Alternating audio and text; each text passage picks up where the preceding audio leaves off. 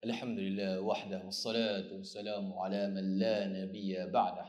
Wa ba'du, assalamualaikum warahmatullahi wabarakatuh.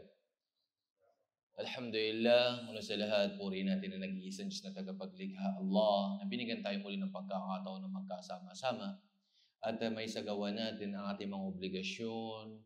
Walang iba kundi ang salah. Alhamdulillah, na kung saan ay pinili tayo ni Allah sa dami-dami ng mga tao sa labas at pinili niya tayo para makasamba sa Kanya.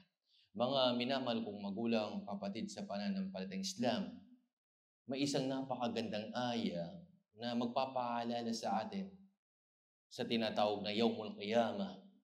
Ito yung araw ng paghuhukom, subhanallah. Na kahit mahal mo sa buhay, na kung saan ay tatakbuhan mo na sa araw na yan. Sa sobrang nakakatakot mga kapatid, mga magulang sa pananampalatayang Islam.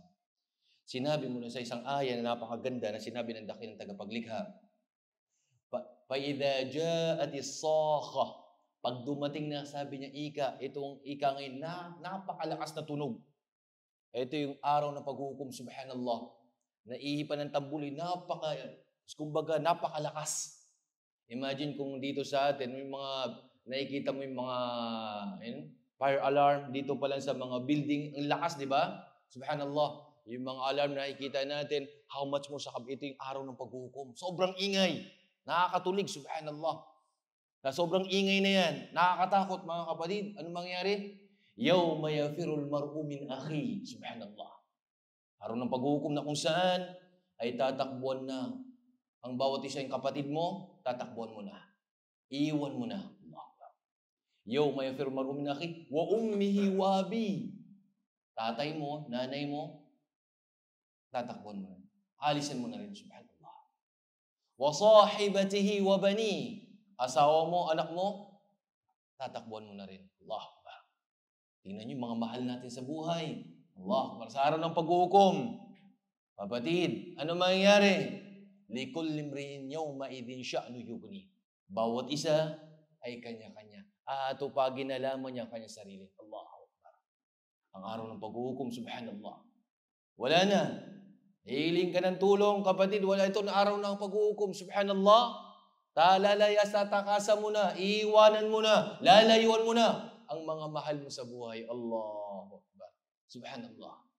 Kaya nakakatakot. Kaya ito bilang pagpapaalala sa atin ng ating dakilang tagapaglikha sa araw na yan. Wala nang benepisyo, kayamanan, pamilya, wala na. Subhanallah. Anong pinagmulan mo na lahi? Royal blood o whatever. Subhanallah, dato, ano man. Kanya-kanya.